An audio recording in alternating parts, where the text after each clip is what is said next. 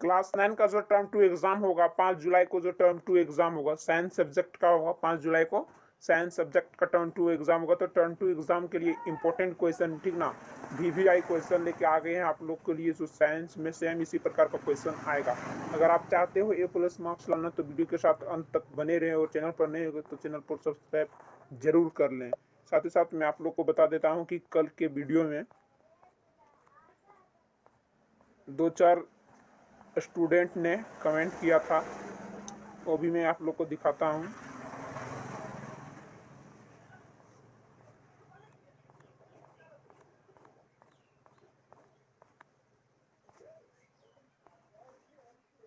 जैसे एक है जाने मन सरकार, ठीक ना, ये भी कमेंट किया था। इसमें ये लिखी थी या फिर लिखा था, जो है लड़का है या लड़की है हमको पता नहीं है, इसका नाम है जाने मन सरकार।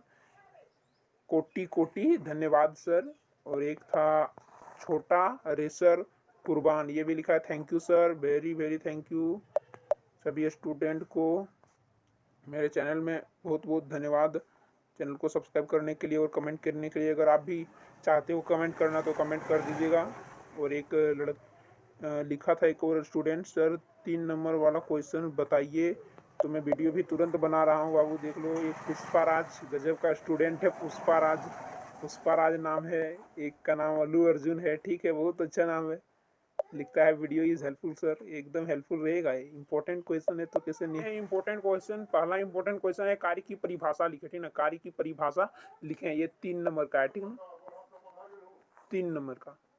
तो इसका आंसर है, किसी पिंड पर किया गया कार्य उस पर लगाए गए बल के परिणाम एवं बल की दिशा में उसके द्वारा तय की गई दूरी के गुणनफल से परिभाषित होता है। कार्य का मात्रक जूल है। मात्रक यानी कि ऐसा मात्रक क्या है, जूल, अर्थात 1 जूल बराबर क्या है, 1 न्यूटन गुने 1 मीटर, ठीक है। ये हो जाएगा इस प्रश्न का आंसर। ये भी बहुत ही इंपॉर्टेंट क्वेश्चन है।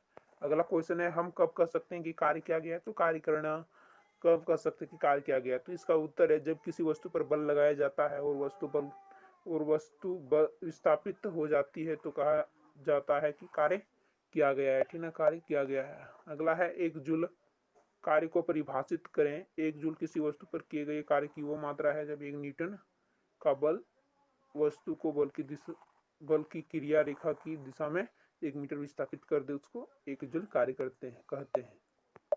अगला है घड़ी में ऊर्जा कैसे संचित होती। तो इसका जो आंसर है, घड़ी में ऊर्जा कैसे संचित होती है। तो घड़ी में स्प्रिंग को कसने पर जो कार्य करना पड़ता है वो कसी कमानी में संरूपण के कारण स्थितिज ऊर्जा के रूप में संचित हो जाती है। जब धीरे धीरे कमानी खुलती जाती है तो उसके द्वारा कार्य होता है, जिससे सुई चलने शुरू कर देती है, ठीक है। अगला इंपॉर्टेंट क्वेश्चन है कि कार्य, शक्ति एवं ऊर्जा की परिभाषा लिखें। प्रत्येक का ऐसा मात्रक भी लिखें। तो कार्य और शक्ति और ऊर्जा का यहाँ ऐसा मात्रक और परिभाषा लिखने बोल रहा है। तो ये दीर्घ उत्तरीय प्रश्न है। कैसा उत्तरीय प्रश्न है, दीर्घ उत्तरीय। इसमें कितना नंबर मिलेगा, 5 नंबर मिलेगा, ठीक है। तो यहाँ उत्तर जो पहला है वो कार्य में, जब किसी पिंड पर बल लगाया जाता है और पिंड बल की दिशा में स्थान परिवर्तन करता है तो इसे बल द्वारा संपादित कार्य कहा जाता है। और यहाँ कार्य बराबर क्या होगा, बल गुने विस्थापन। कार्य का मात्रक न्यूटन मीटर या जूल है। क्या है, कार्य का मात्रक क्या है, न्यूटन मीटर या जूल, ठीक है ना। 2 मात्रक है, एक है न्यूटन मीटर और एक है जूल। अगला है शक्ति, कार्य करने की दर को शक्ति कहते हैं। अधिक टी समय में डब्लू कार्य होता है तो शक्ति बराबर कार्य बटे समय, यानी कि डब्लू बटे टी। ये सूत्र याद रखना है। शक्ति को पी अक्षर द्वारा दिखाते हैं, यानी कि पी बराबर डब्लू बटे टी, ठीक ना। ये सूत्र है, ये आप लोग को याद रखना है। अगला है शक्ति का मात्रक न्यूटन मीटर प्रति सेकंड या जूल्स है या वाट है, ठीक है। अगला ऊर्जा, ऊर्जा क्या है, कार्य करने की क्षमता को ऊर्जा कहते हैं। ऊर्जा का मात्रक जो है वो जूल है, ठीक ना। अगला क्वेश्चन है, गतिज ऊर्जा की परिभाषा लिखें। भी वेग से गतिशील एवं द्रव्यमान के पिंड को गतिज ऊर्जा के लिए व्यंजक प्राप्त करे। तो ये क्वेश्चन जो है आएगा, गतिज ऊर्जा का व्यंजक क्वेश्चन है, बहुत ही इंपॉर्टेंट है, ये समझिए, छप चुका होगा, ठीक ना। गतिज ऊर्जा का व्यंजक वाला प्रश्न है। तो इसका आंसर है, गतिज ऊर्जा किसी गतिशील वस्तु के पास कार्य करने की जो क्षमता होती है उसे गतिज ऊर्जा कहते हैं। जैसे बंदूक से निकली हुई गोली, गतिशील हवा, झरने से गिरता पानी, उसके बाद यहाँ व्यंजक प्राप्त करना है। व्यंजक में लिखना है, माना कि m द्रव्यमान के एक पिंड पर F बल कार्य करता है, जिससे पिंड में a त्वरण उत्पन्न होता है। पिंड का वेग s दूरी तय करने के बाद v हो जाता है। अब प्रारंभिक वेग u बराबर 0, यानी कि ये देखिए यहाँ ये पिंड और ये देखिए और ये f, यहाँ से यहाँ तक ये b तक s दूरी है, कितना s दूरी है, और ये m द्रव्यमान, ठीक है। तो प्रारंभिक वेग कितना है, 0, u बराबर 0, अंतिम वेग v और त्वरण a, त्वरण क्या है a और दूरी s, f बल, ठीक। अब कार्य बराबर बल गुना विस्थापन होता है, ठीक ना। कार्य बराबर बल गुना विस्थापन है, तो हम यहाँ विस्थापन के बदले दूरी ले लेंगे, ठीक है, और ब्रैकेट में विस्थापन लिख देंगे। देखिए बल गुने दूरी फिर ब्रैकेट में विस्थापन। हम दूसरे तरीके से कॉपी में आप लोग को बताया था, ये शॉर्टकट तरीका है, ठीक ना। तो बल को कौन से अक्षर द्वारा दिखाते हैं, एफ, तो यहाँ गुने हो जाएगा, और विस्थापन को एस, तो एफ एस बराबर एम ए गुने एस। एम ए क्यों आया, एम ए इसीलिए आया कि एफ बराबर एम ए होता है, किससे, गति के द्वितीय नियम से। आप लोग पिछले अध्याय में पढ़े होंगे, बल तथा गति के नियम वाला अध्याय में पढ़े होंगे। इसीलिए यहाँ एफ के बदली एम ए लिखें और एस का एस ही रहने दिए, फिर यहाँ चुकी में लिखें एफ बराबर एम ए। उसके बाद अब यहाँ क्या हुआ, यहाँ जो ये है ये एस के साथ मिल गया, तो यहाँ सिर्फ एम बचा ए एस। अब ये क्या होगा, एम भी स्क्वायर बटे 2 होगा। क्यों होगा, क्योंकि अगर एक हम लोग सूत्र पढ़े थे, अगर भी स्क्वायर बराबर रही तो 0 स्क्वायर प्लस 2 ए एस होता ना। इस बार क्या करेंगे, ए एस को इधर लेंगे तो क्या होगा, भी स्क्वायर बटे 2 होगा ना। देखिए यहाँ ब्रैकेट में लिखे हैं, देखिए यहाँ ब्रैकेट में लिखा हुआ है, इसीलिए क्या होगा, 1/2 एम भी स्क्वायर हो जाएगा इसका व्यंजक। तो गतिज ऊर्जा को काइनेटिक एनर्जी द्वारा दिखाते हैं, यानी कि ई के बराबर 1/2 एम भी स्क्वायर, ये इसका सूत्र हो गया, ठीक ना, ये गतिज ऊर्जा। अगला क्वेश्चन है, गतिज ऊर्जा और स्थितिज ऊर्जा में अंतर बताइए। तो गतिज ऊर्जा और स्थितिज ऊर्जा में जो अंतर है वो निम्नलिखित है। पहला क्या है, स्थितिज ऊर्जा में इधर एक कॉलम बनाना है, ठीक ना, और एक इधर गतिज ऊर्जा में कॉलम बनाना है। पहला पॉइंट, स्थितिज ऊर्जा में लिखना है, स्थिति अथवा आकार के कारण पिंड में जो कार्य करने की क्षमता उत्पन्न होती है उसे स्थितिज ऊर्जा कहते हैं। फिर गतिज ऊर्जा के साइड में लिखना है, गति के चलते पिंड में कार्य करने की जो क्षमता रहती है उसे गतिज ऊर्जा कहते हैं, ठीक है। फिर दूसरा नंबर इधर स्थितिज ऊर्जा में लिखना है, एम द्रव्यमान का पिंड यदि एच ऊंचाई पर हो तब स्थितिज ऊर्जा एम जी एच होगी। और फिर इधर गतिज ऊर्जा में लिखना है, एम द्रव्यमान का पिंड जब भी वेग से गतिशील हो तब गतिज ऊर्जा 1/2 एम भी स्क्वायर होगी। फिर इधर तीसरा पॉइंट लिखना है, ऊंचाई बदलने पर स्थितिज ऊर्जा बदलती है, और इधर तीसरा पॉइंट लिखना है, वेग बदलने पर गतिज ऊर्जा बदलती है। चौथा पॉइंट लिखना है, ऊंचाई पर अवस्थित विरामा अवस्था के पिंड में केवल स्थितिज ऊर्जा रहती है, और फिर इधर लिखना, ऊंचाई पर अवस्थित गतिशील पिंड में दोनों ऊर्जा रहती है। अगला है, एक क्रियाशील ऊर्जा नहीं है, और इधर लिखना है एक क्रियाशील ऊर्जा है, यानी कि इधर स्थितिज ऊर्जा क्या है, क्रियाशील ऊर्जा नहीं है, और गतिज ऊर्जा क्या है, क्रियाशील ऊर्जा है। यानी कि ये कौन सा है, यह है स्थितिज ऊर्जा, इसको ई के द्वारा दिखाते हैं, और ये ई की यानी कि गतिज ऊर्जा, ठीक है। ये हो गया इसका अंतर। अगला क्वेश्चन है, ध्वनि क्या है। तो ध्वनि ऊर्जा के एक रूप है जो हमारे कानों में सुनन का संवेदन उत्पन्न करती है, ठीक है। यहाँ देखिए छोटा सा परिभाषा है। अगला क्वेश्चन है, तरंग क्या है। तो तरंग एक विक्षोभ है जो किसी माध्यम से होकर गति करता है और माध्यम के कण निकटवर्ती कणों में गति उत्पन्न कर देते हैं। अनुप्रस्थ तरंग की परिभाषा दे। तो अनुप्रस्थ तरंग क्या है, अनुप्रस्थ तरंग वह तरंग है जिसमें माध्यम के कण मध्यमान स्थिति के इधर एक मिनट, हाँ, अनुप्रस्थ तरंग वह तरंग है जिसमें माध्यम के कण मध्यमान स्थिति के गिर्द तरंग की गति की दिशा के लंबवत कंपन करते हैं। तो अनुप्रस्थ तरंग सिंह और गर्त में होते हैं, और अनुदैर्घ्य तरंग किसमें होता है, संपीड़न और विवरण में अनुदैर्घ्य तरंग होता है, ठीक है। अगला है, आयाम किसे कहते हैं। तो मध्यमान स्थिति से तरंग के महत्तम विस्थापन को आयाम कहते हैं। इसका ऐसे मात्रक मीटर होता है, आयाम का ऐसे मात्रक मीटर होता है, और आयाम को ए अक्षर द्वारा दिखाया जाता है। अगला, आवृत्ति किसे कहते हैं। तो एक सेकंड में उत्पन्न तरंगों की संख्या को आवृत्ति कहते हैं। इसे एन या छोटा एफ या न्यू कल बताए थे, इसको न्यू बोलते हैं, इसे लिखते हैं। इसका ऐसे मात्रक हर्ट्ज होता है, ठीक है, हर्ट्ज होता है। आवर्तकाल किसे कहते हैं? तो दो क्रमागत संपीड़नों या दो क्रमागत विलोड़नों को किसी निश्चित बिंदु से गुजरने में लगे समय को तरंग का आवर्तकाल कहते हैं। तो आवर्तकाल को टी एच द्वारा दिखाया जाता है, इसका ऐसे मात्रक सेकेंड होता है, ये याद रखिएगा आप लोग। अगला क्वेश्चन है तरंग दैर्घ्य किसे कहते हैं? तो दो क्रमागत संपीड़नों या दो क्रमागत विलोड़नों के बीच की दूरी को तरंग दैर्घ्य कहते हैं, इसका ऐसे मात्रक मीटर होता है। यानी कि ये ठीक ना, ग्राफ बनाए यहां से यहां तक, इसको मैं और आगे बढ़ा देता हूं, और यहां से यहां तक जो दूरी हुआ दो क्रमागत संपीड़नों और दो क्रमागत विलोड़नों के बीच की दूरी को तरंग दैर्घ्य कहते हैं। ये हो गया तरंग दैर्घ्य, ठीक है। प्रतिध्वनि क्या है? तो किसी अवरोध से टकराकर परावर्तित ध्वनि को प्रतिध्वनि कहते हैं। अगला क्वेश्चन, हमारे मस्तिष्क में ध्वनि की अनुभूति कब तक रहती है? तो ये सब 2 नंबर का प्रश्न है, जितना भी क्वेश्चन हम अभी बताएं 2 नंबर का है, ठीक ना, छोटा छोटा क्वेश्चन है। तो हमारे मस्तिष्क में ध्वनि की अनुभूति 0.1 सेकंड तक रहती है। तारक तो किसे कहते हैं? तो यह वह गुण है जिससे हमारे कान पतले और मोटे, तीक्ष्ण और कर्कश स्वरों की पहचान कर सकते हैं, उसे तारकत्व कहते हैं। ध्वनि तरंग को आंतरिक तरंग क्यों कहते हैं? ये क्वेश्चन बहुत ही इंपॉर्टेंट है, क्वेश्चन आएगा, ठीक ना। तो ध्वनि तरंगे माध्यम की कणों की गति द्वारा अभिलक्षित की जाती है, अतः आंतरिक तरंग कहलाती है, ठीक ना, आंतरिक तरंग कहलाती है। 2 लाइन का है, बहुत ही आसान क्वेश्चन है, और ये क्वेश्चन हमको लगता है छप गया होगा, आएगा ये क्वेश्चन। अगला लघु उत्तरीय प्रश्न है, इधर 3 नंबर का क्वेश्चन है, कहता ध्वनि की प्रबलता तथा तीव्रता में अंतर बताइए।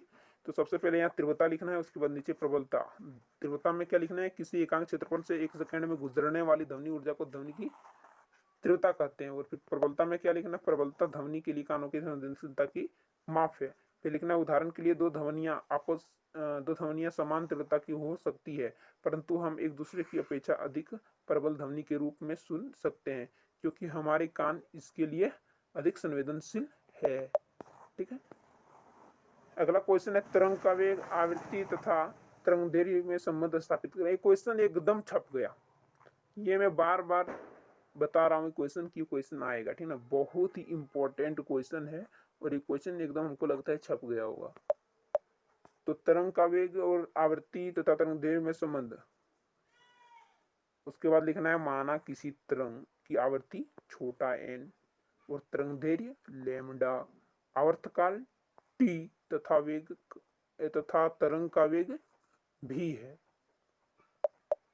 तो वेग बराबर क्या होता है? दूरी बटे समय। देखिए दूरी बटे समय, तो दूरी क्या हो गया? लैम्डा, समय क्या हो गया?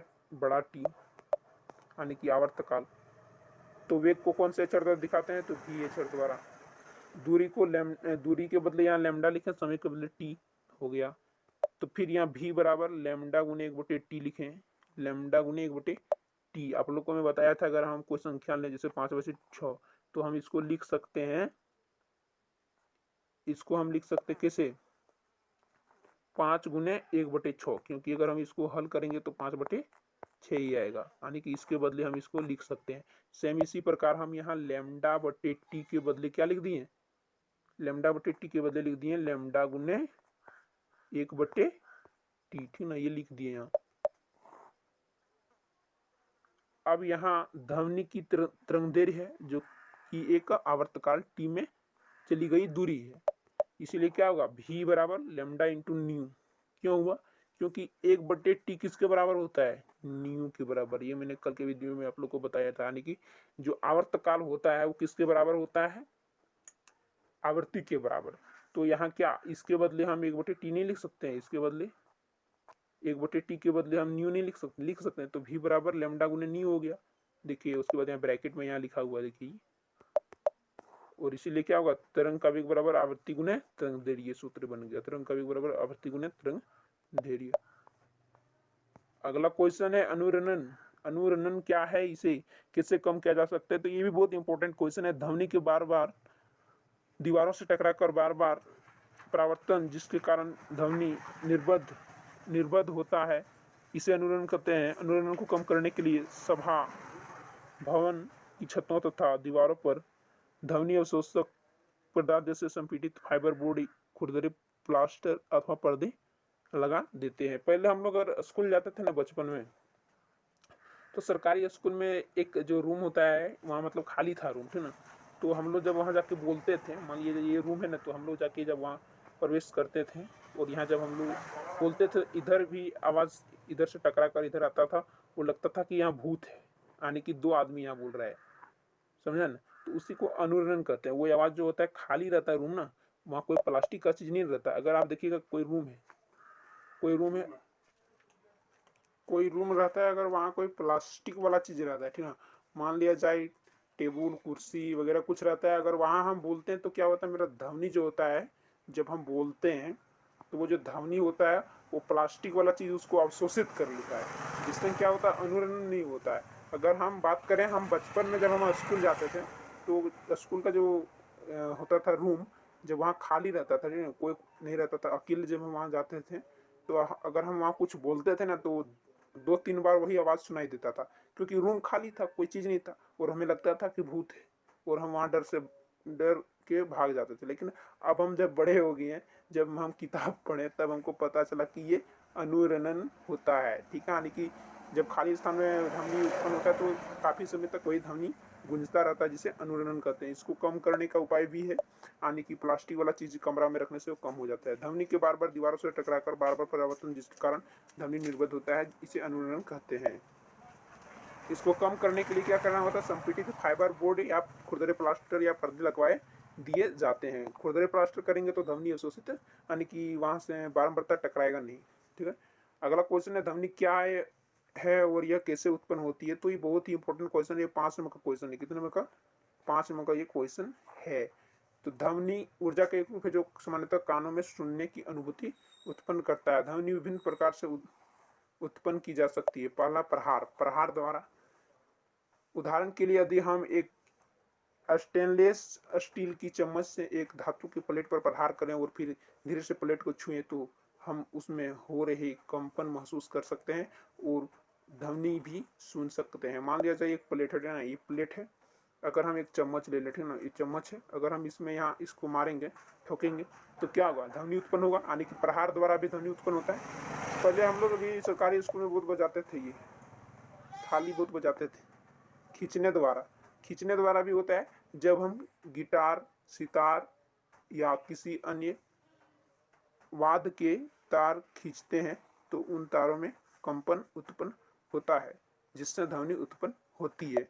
मान लिया जाए आप अपने 2 उंगली में रबड़ को इस तरह खींच के रखिए और किसी दूसरे आदमी को बोलिए कि हाँ वो कोई चीज से मार रही थी ना, छोटा वाला चीज से, जैसे हो गया छोटा छड़ी हो गया, छोटा लंबा सा छड़ी, ज्यादा मोटा नहीं, तो क्या होगा, कंपन होगा। तो इससे भी ध्वनि उत्पन्न होता है। फूंकने द्वारा, जब हम मुंह से सीटी बजाते हैं या बांसुरी बजाते हैं तो वायु में उत्पन्न कंपन से ध्वनि उत्पन्न होती है, यानी कि फूंकने से भी ध्वनि उत्पन्न होता है। जैसे मेले में बहुत चीज ऐसे है जो फूंकने से ही बजने लगता है। अगला है रगड़ द्वारा। जब हम अपनी हथेलियां रगड़ते हैं या फर्श पर रखे टेबल को घसीटते हैं तो ध्वनि उत्पन्न होती है, ठीक ना, ध्वनि उत्पन्न होती है। इस प्रकार हम देखते हैं कि कोई वस्तु ध्वनि तभी उत्पन्न करती है जब उसमें कंपन होता है। तो इतना लिख देंगे तो 5 नंबर मिल जाएगा। पहला क्या है, प्रहार द्वारा, दूसरा खींचने द्वारा, तीसरा फूंकने द्वारा, चौथा रगड़ द्वारा। एकदम आसान सा सवाल है ये सब। अनुप्रस्थ और अनुदैर्घ्य तरंग में क्या अंतर है। तो अनुप्रस्थ और अनुदैर्घ्य तरंग में जो अंतर है, सबसे पहले क्या करना होगा, कॉपी में कॉलम बनाना होगा। एक बड़ा सा कॉलम बनाइएगा आप लोग, ठीक ना।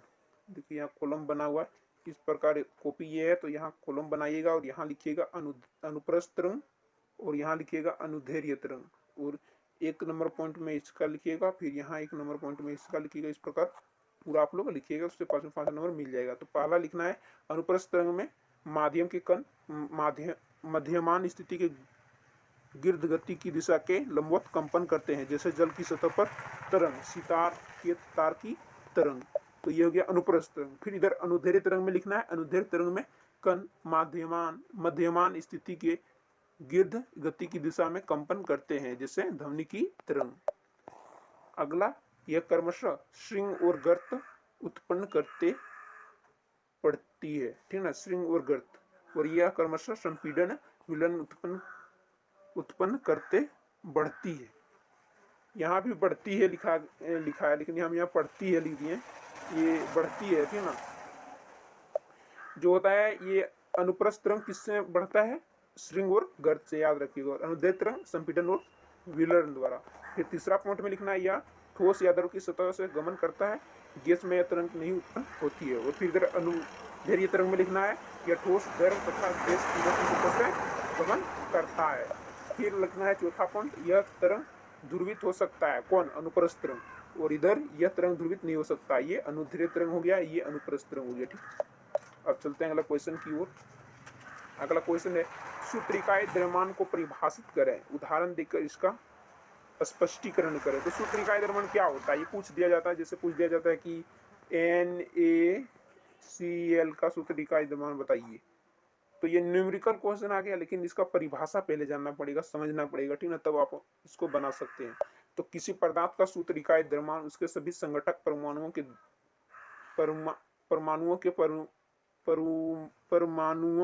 एक मिनट, हाँ, परमाणु द्रव्यमानों का योग होता है, ठीक ना। मान लिया जाए हम ले लिए क्लोरीन, ठीक ना, क्लोरीन ले लिए, तो इसका परमाणु द्रव्यमान कितना है? क्लोरीन का परमाणु द्रव्यमान 35.5 है। और एक ले लिए हम सोडियम, तो इसका कितना है? सोडियम का परमाणु द्रव्यमान 23, और 35.5 प्लस 23 अगर हम जोड़ देंगे तो ये क्या निकलेगा? सूत्रिकाय द्रव्यमान निकलेगा, ठीक है, सूत्रिकाय द्रव्यमान निकलेगा। तो इनसे उदाहरण दिया जैसे सोडियम क्लोराइड सूत्रिकाय द्रव्यमान, तो सोडियम को किस अक्षर का दिखाते हैं? Na, और क्लोरीन को Cl। Na का कितना परमाणु द्रव्यमान है? 23, और क्लोरीन का 35.5, तो दोनों को जोड़ेंगे कितना होगा?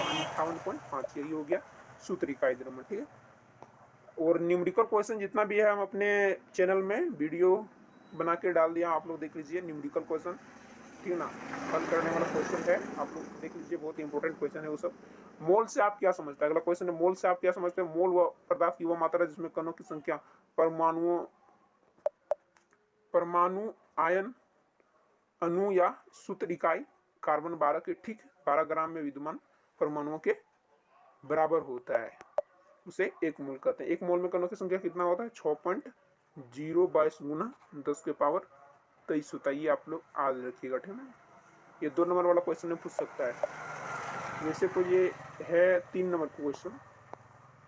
मोलर द्रव्यमान क्या है? तो पदार्थ के एक मोल अणुओं का द्रव्यमान उसका मोलर द्रव्यमान कहलाता है। मोलर द्रव्यमान, ठीक है।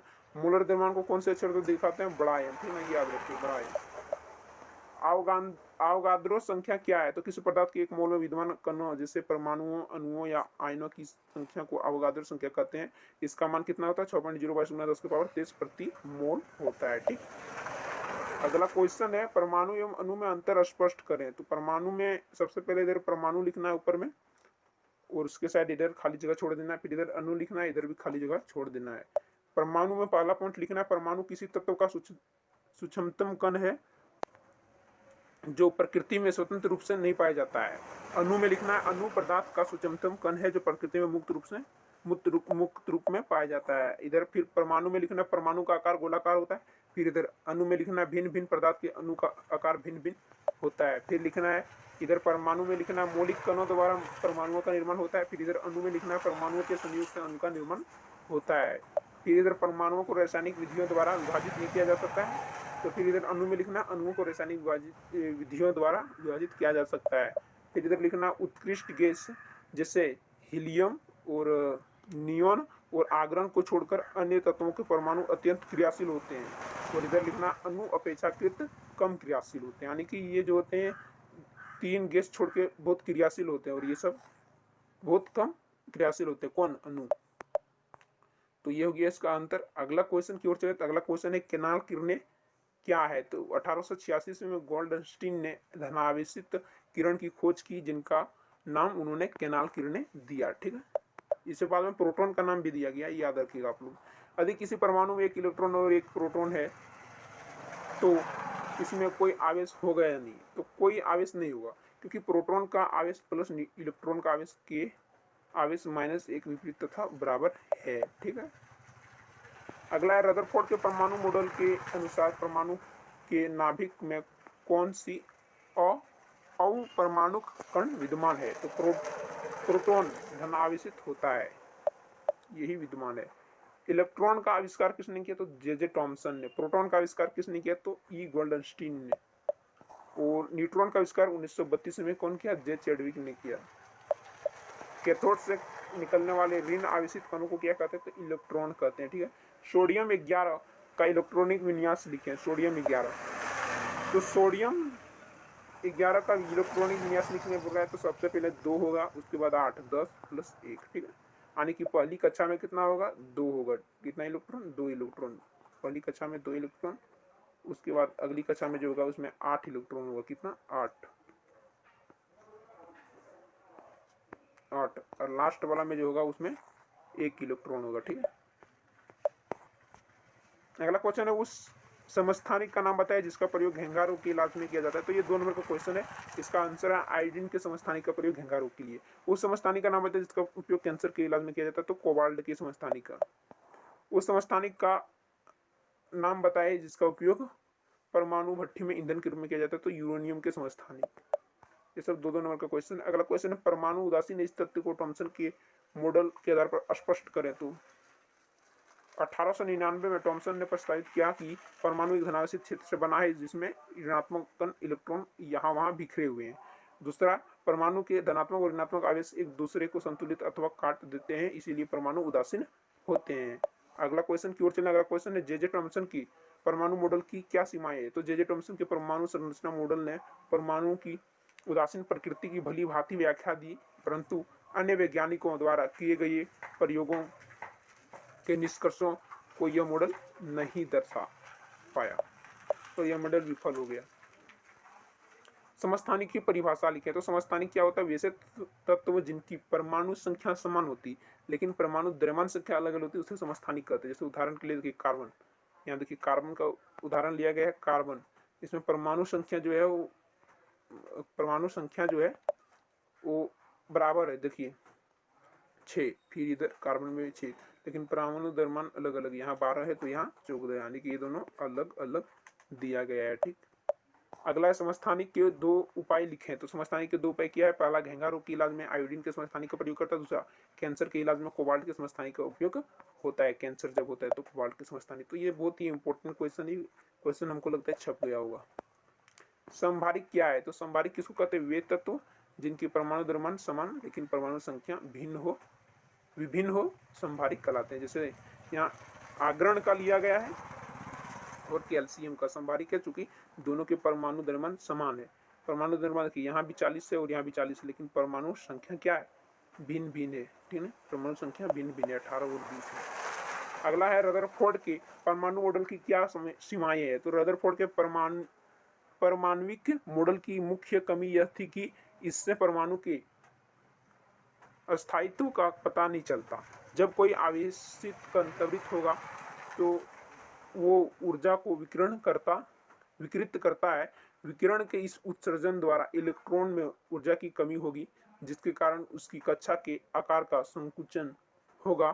फलस्वरूप कुछ ही समय में इलेक्ट्रॉन नाभिक से टकरा जाएगा। रदरफोर्ड यह नहीं समझा पाए कि वास्तव में ऐसा क्यों नहीं होता और उसका मॉडल क्या हो गया?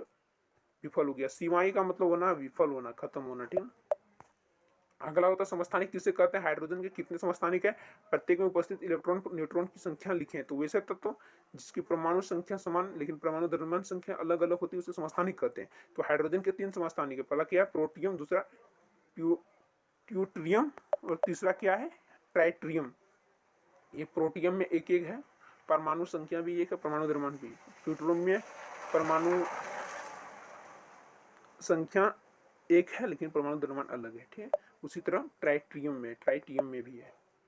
अगला क्वेश्चन है अति लघु उत्तरीय प्रश्न। ये 2 नंबर का क्वेश्चन है, किन्हीं 2 विश्वव्यापी बीमारियों के नाम लिखे। तो पहला है सॉर्स और एड्स, यहाँ कोरोना भी आप लिख सकते हैं सॉर्स की जगह।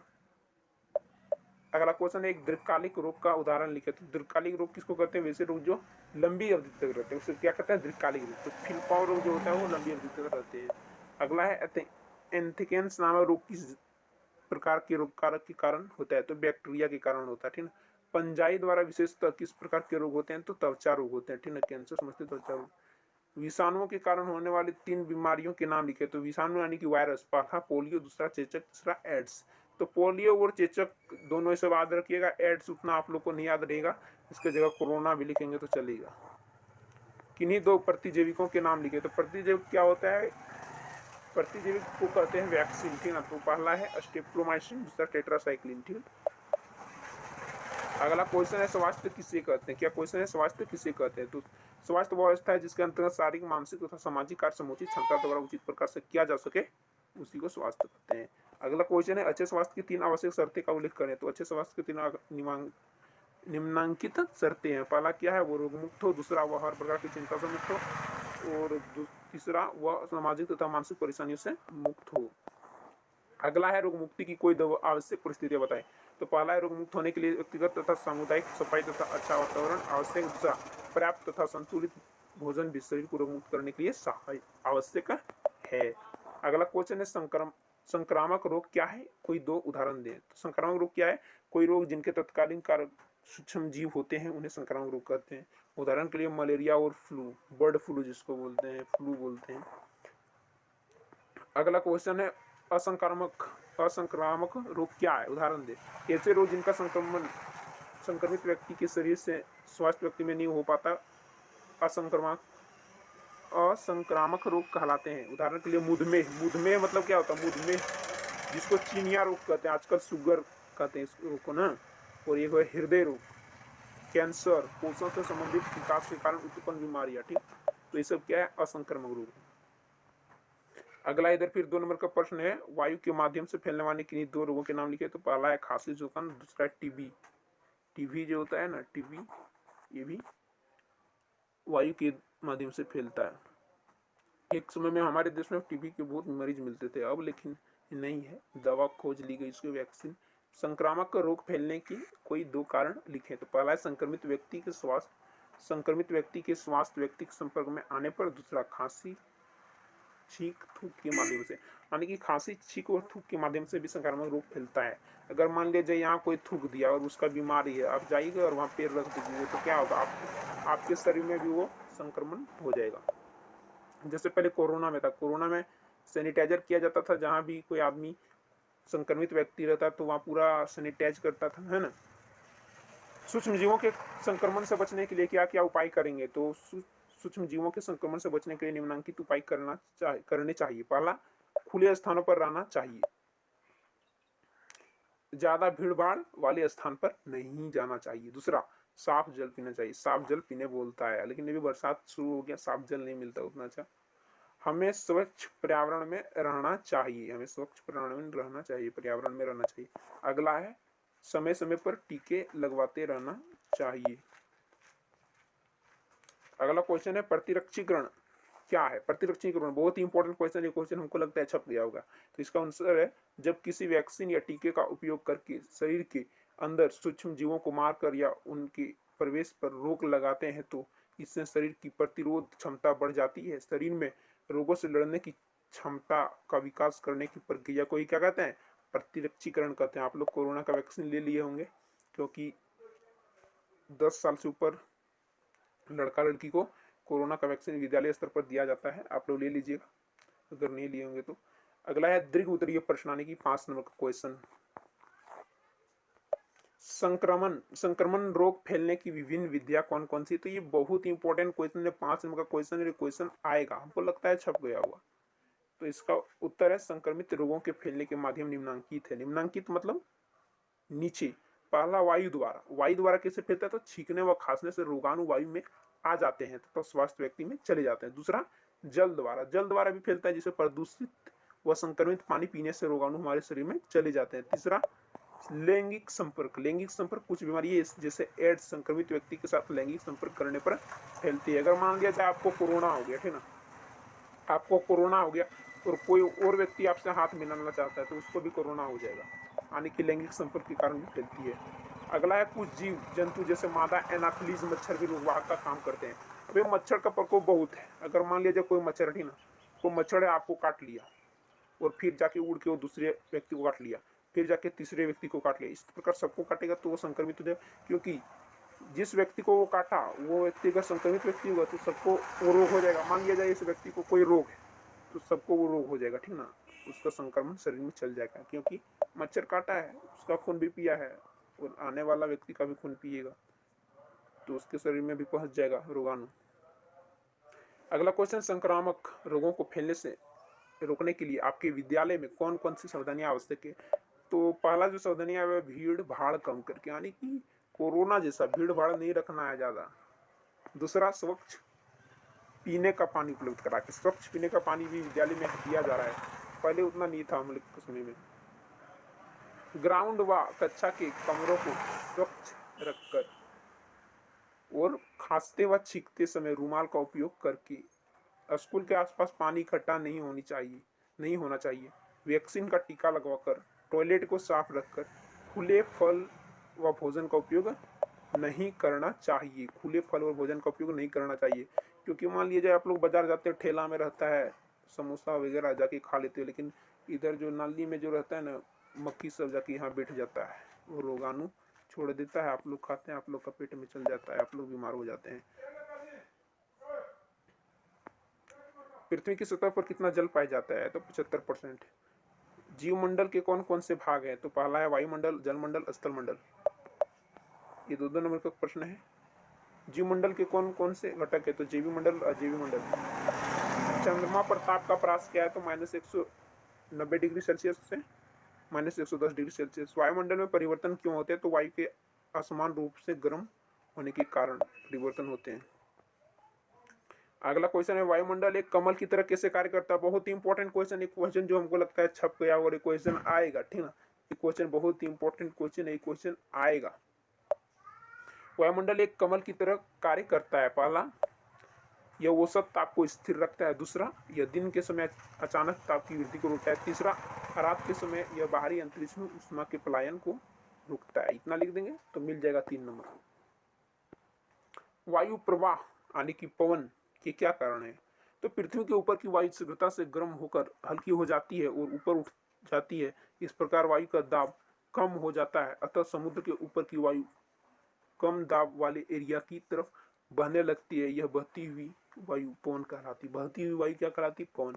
मान लिया जाए यहाँ समुद्र है, ठीक ना, यहाँ समुद्र है और इधर जो हवा रहता है, 1 मिनट,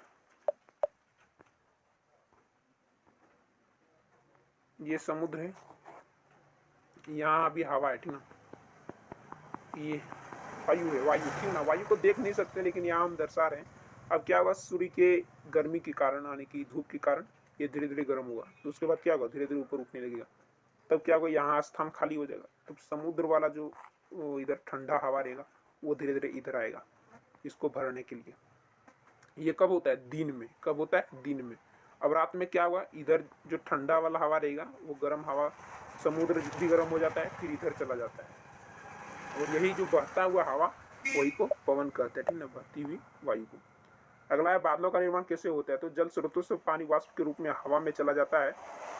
कुछ जलवाष्प हवा में पहले से ही मौजूद होते हैं, ऊपर जाकर जलवाष्प ठंडी हो जाती है, ठंडी होकर यह छोटी छोटी जल की बूंदें वायु में निलंबित होकर बादलों का निर्माण करती है। मान लिया जाए यहाँ तालाब है और यहाँ सूर्य है, ठीक ना, सूर्य यहाँ है। अब यहाँ से रोशनी आएगा, सूर्य का प्रकाश, ये गर्म हो जाएगा, धीरे धीरे ऊपर उठेगा। जब ये गर्म हो जाएगा तो सूर्य का रोशनी जब यहाँ आएगा तो यहाँ वाला जो पानी है वो गर्म हो जाएगा, धीरे धीरे ये ऊपर की ओर उठने लगेगा। जब ये वाष्प के रूप में ऊपर की ओर उठने लगेगा तो जाके यहाँ बादल बन जाएगा, ठीक ना। उसके बाद फिर इधर बूंद बूंद करके पड़ने लगेगा, वर्षा होने लगेगी, इधर इधर इधर पूरा वर्षा होने लगेगी, ठीक ना। तो इसी प्रक्रिया को क्या कहते हैं? बादल का निर्माण। जल चक्र भी फिर यहाँ से ये पानी यहाँ आएगा, फिर इसी तरह जब चलते रहेगा तो इसी को जल चक्र कहते हैं। ये मैंने शॉर्टकट में आप लोग को समझा दिया।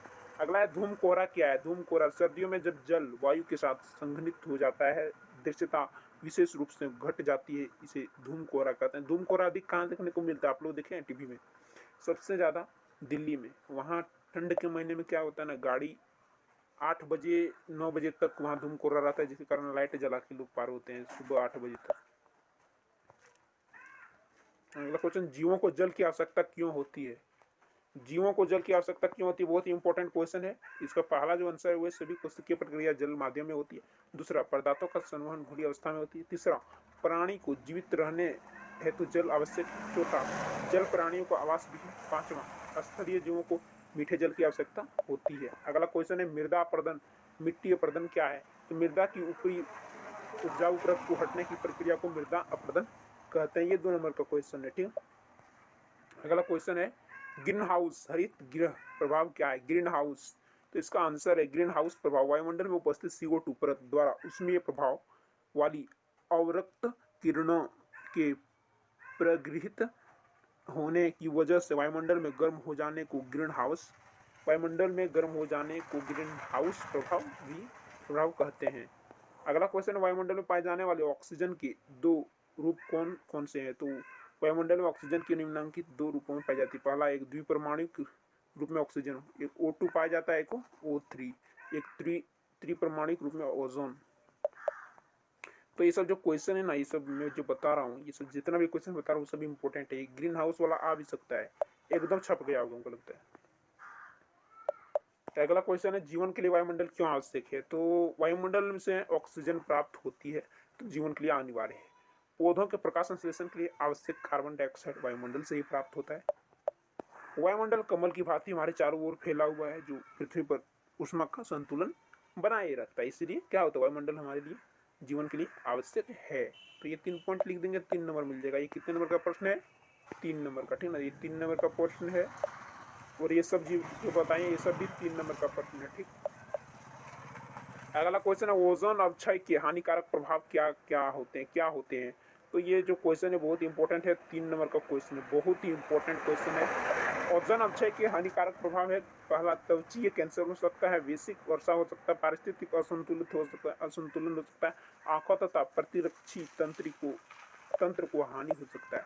अगला क्वेश्चन है नाइट्रोजन स्थिरीकरण क्या है, समझाइए। तो ये भी 3 नंबर का है, वह क्रिया जिसके द्वारा तत्व नाइट्रोजन को अन्य तत्वों से संयुक्त कराकर पेड़ पौधों द्वारा उपयोग किए जाने योग्य यौगिकों का उत्पादन किया जाता है, नाइट्रोजन का स्थिरीकरण कहलाता है। फिर इधर दीर्घ उत्तरीय प्रश्न, ये 5 नंबर का है, मृदा का निर्माण किस प्रकार होता है? एक बहुत इंपॉर्टेंट क्वेश्चन, ये क्वेश्चन आएगा, हमको लगता है छप गया होगा, ये हमको लगता है फिक्स गारंटी है ये आएगा। तो मिट्टी बनाने में निम्नलिखित कारक काम करते हैं। पहला, सूर्य पत्थरों को गर्म करता है जिससे वे प्रसारित हो जाते हैं। रात के समय पत्थर सिकुड़ जाते हैं, इससे उसमें दरार पड़ जाती है और वह टूट जाता है। पहला सूर्य हो गया। अगला दूसरा क्या है? जल के कारण भी मिट्टी का निर्माण होता है। जल मिट्टी के निर्माण में 2 तरीके से सहायता करता है। पहला, सूर्य के ताप से बनी दरार में पानी भर जाता है, जो अधिक जम जाता है तो वह दरार को चौड़ा कर देता है, लेकिन यदि पानी बाद में जमता है तो वह दरार को और भी चौड़ा करेगा, क्योंकि बहता हुआ जमा हुआ पानी पत्थर को छोटे छोटे टुकड़ों में तोड़ देता है। अगला है, तेज गति से बहता पानी पत्थर के टुकड़ों को बहा ले जाता है, जिससे आपस में टकराकर टूटकर और छोटे हो जाते हैं। इस प्रकार मिट्टी अपने मूल पत्थर के स्थान से काफी दूर पाई जाती है। तीसरा कारक है क्या? हवा से पत्थर के टुकड़े आपस में टकराकर और भी छोटे टुकड़ों में बढ़ जाता है, जिससे मिट्टी का निर्माण होता है। चौथा कारक है जीव भी मिट्टी के बनने की प्रक्रिया को प्रभावित करते हैं। लाइकेन पत्थरों की सतह पर उगते हैं जो पत्थर को चूर्ण के रूप में बदल देते हैं और मिट्टी की परत का निर्माण करते हैं। इसी प्रकार मॉस भी मिट्टी को बारीक करने का काम करते हैं। अगला क्वेश्चन है मृदा अपरदन को रोकने और कम करने के लिए कौन कौन से तरीके? ये भी 5 नंबर का क्वेश्चन है। तो पहला तरीका क्या है? अधिक से अधिक फसल लगाना। दूसरा, अधिक चराई को रोकना, अधिक से अधिक फसल लगाना। तीसरा है पेड़ों के काटने को कम करना तथा काटे गए पेड़ों के स्थान पर अधिक पेड़ उगाना। अगला है मिट्टी की उपजाऊ शक्ति को बनाए रखना तथा फसल उगाना। 4 यहाँ पॉइंट दिया है, ये लिख देंगे, 5 नंबर मिल जाएगा। अगला क्वेश्चन, अम्लीय वर्षा किसे कहते हैं? इसके कौन कौन से हानिकारक प्रभाव होते हैं? अम्लीय वर्षा, तो पृथ्वी पर मोटर वाहनों के धुओं एवं कारखानों की चिमनियों के धुओं में सल्फर डाइऑक्साइड, नाइट्रोजन ऑक्साइड एवं कार्बन डाइऑक्साइड गैसें होती है। ये गैसें वायुमंडल में ऊपर उठती है एवं वर्षा के समय वायु की जल से अभिक्रिया करके अम्ल बनाती है। यह अम्ल जब वर्षा जल के साथ भूमि पर आता है तो इसे अम्लीय वर्षा कहते हैं। अम्लीय वर्षा से निम्नलिखित हानियां होगी। पहला क्या होगी, इससे पेड़ पौधों की पत्तियां क्षतिग्रस्त हो जाती है और प्रकाश संश्लेषण की दर कम हो जाती है। अगर प्रकाश संश्लेषण की दर कम हो जाएगी तो हम लोग जिंदा रह पाएंगे नहीं, क्योंकि प्रकाश संश्लेषण की दर से ही हम लोग सांस लेते हैं, ठीक है ना, उससे ऑक्सीजन मिलता है। इससे ऐतिहासिक इमारतें क्षतिग्रस्त हो जाती है क्योंकि उनका संगमरमर या चूना अमल से अभिक्रिया करते हैं। जैसे भी ताजमहल आप लोग देखे होंगे, वो धीरे धीरे पीला हो रहा है, क्यों? अम्लीय वर्षा के कारण। इससे त्वचा रोग होने की संभावना रहती है, त्वचा रोग भी हो जाएगा अम्लीय वर्षा के कारण। आजकल वर्षा का जो पानी रहता है उसको नहीं पीना चाहिए, बीमार हो जाओगे, क्योंकि अम्लीय वर्षा रहता है। वैश्विक उष्मन या पौधा घर प्रभाव क्या है, इसके क्या परिणाम हो सकते हैं? ये भी इंपॉर्टेंट क्वेश्चन है। वैश्विक उष्मन या पौधा घर प्रभाव, इसको ग्रीन हाउस भी कहते हैं। तो पृथ्वी पर मानव गतिविधियों के कारण वायुमंडल में ऊष्माशोषक गैसों कार्बन डाइऑक्साइड, मीथेन और ओजोन की सांद्रता बढ़ती है। इससे पृथ्वी का तापमान बढ़ता है। इस प्रक्रम को वैश्विक उष्मन या पौधागर प्रभाव कहते हैं। पता है इससे क्या होगा? बहुत ही खतरनाक चीज होगा वैश्विक उष्मन से। अगर ये अधिक हो गया ना तो क्या होगा, जितना भी मतलब पृथ्वी में जितना भी जल जो है जमा हुआ है ध्रुवों पर, ठीक ना, जितना भी बर्फ है वो धीरे धीरे पिघलने लगेगा और हिमालय भी पिघलने लगेगा। जब ये पिघलने लगेगा तो क्या होगा जानता है, समुद्र और नदी का जलस्तर बढ़ जाएगा, यानी कि अधिक पानी हो जाएगा और हम लोग सब लोग डूब के मर जाएंगे। इसीलिए ये कार्बन डाइऑक्साइड और मीथेन की सांद्रता बढ़ने के कारण सब होती है। तो कार्बन डाइऑक्साइड की मात्रा भी बहुत ही अधिक हो रही है, जिससे संकट होगी, आने वाले समय में संकट होगी। अगला क्वेश्चन है, वैश्विक उष्मन का या पौधागत प्रभाव के निम्नलिखित परिणाम हो सकते हैं, यानी कि इसी क्वेश्चन वाला ये है। ये यहाँ सेकंड क्वेश्चन है, इसके क्या परिणाम हो सकते हैं? तो इसका परिणाम जो यहाँ दिया है, पहला क्या दिया है, इससे मौसमी संबंधित विसंगतियाँ उत्पन्न होगी। जैसे कहीं पर अधिक तापमान होगा तो कहीं पर कम। इससे जलवायु में परिवर्तन हो सकता है। जलवायु परिवर्तन होगा यानी कि जहाँ रेगिस्तान है वो रेगिस्तान में तब्दील हो जाएगा, जहाँ हरा भरा है वो रेगिस्तान बन जाएगा। विश्व तापमान में वृद्धि के कारण ध्रुव प्रदेशों की बर्फ पिघल सकती है। इससे समुद्र का तल ऊंचा उठेगा और तटवर्ती क्षेत्र जलमग्न हो जाएगा। जलमग्न मतलब सब लोग डूब जाएगा, तटवर्ती क्षेत्र, ठीक। अगला क्वेश्चन है कि प्रकृति में नाइट्रोजन चक्र को प्रवाह चार्ट द्वारा दर्शाएं एवं समझाएं। तो नाइट्रोजन चक्र, वायुमंडल का 78% भाग नाइट्रोजन गैस है। नाइट्रोजन प्रोटीन, न्यूक्लिक अम्ल, डीएनए और आरएनए और कुछ विटामिन तथा दूसरे जैविक यौगिकों में भी पाया जाता है, जैसे एल्केलॉइड तथा यूरिया आदि। नाइट्रोजन स्थिरीकरण क्या है? तो नाइट्रोजन का स्थिरीकरण करने वाले बैक्टीरिया कुछ स्वतंत्र रूप से रहते हैं। कुछ बैक्टीरिया द्विबीजपत्री पौधों की कुछ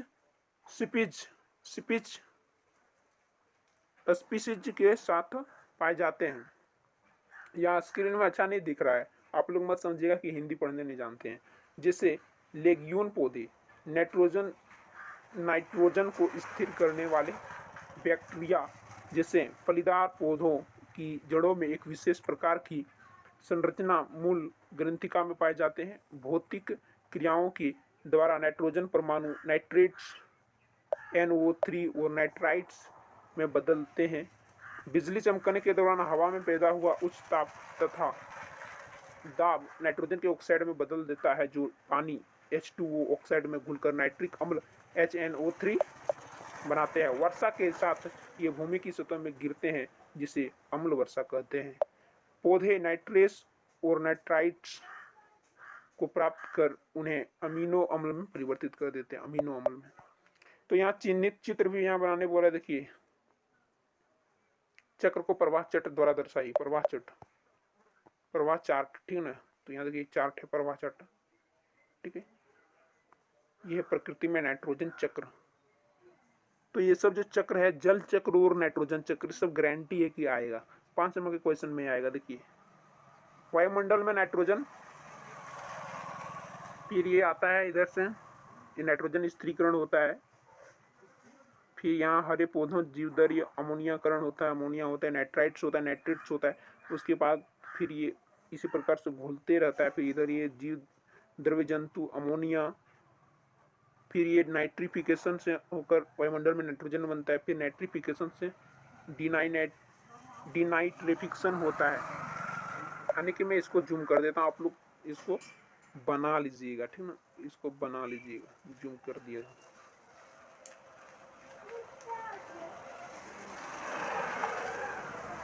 अगला क्वेश्चन है, लास्ट क्वेश्चन है, अगला क्वेश्चन और सबसे लास्ट क्वेश्चन, अंतिम क्वेश्चन। जल चक्र का आरेख चित्र बनाते हुए व्याख्या करें। जल चक्र का आरेख चित्र बनाते हुए यहाँ व्याख्या करने बोल रहा है, तो चलते हैं इसके आंसर की ओर। बहुत ही इंपॉर्टेंट क्वेश्चन है, चलते हैं इसके आंसर की ओर। तो इसके आंसर की ओर आ गए हैं। जल चक्र व्याख्या करें, तो उत्तर है महासागर या समुद्र से जल वाष्पीकरण द्वारा जलवाष्प में परिवर्तन ना होकर धीरे धीरे वायुमंडल में पहुंचता है, जहां जलवाष्प संघनन की प्रक्रिया से गुजरते हुए बादल बनता है और फिर अवक्षेपण द्वारा वर्षा, हिमपात, ओले आदि के द्वारा वापस पृथ्वी पर पहुंचता है और छोटे जल स्रोतों जैसे नदी, झील, नालों आदि से गति करता हुआ फिर सागर में मिल जाता है।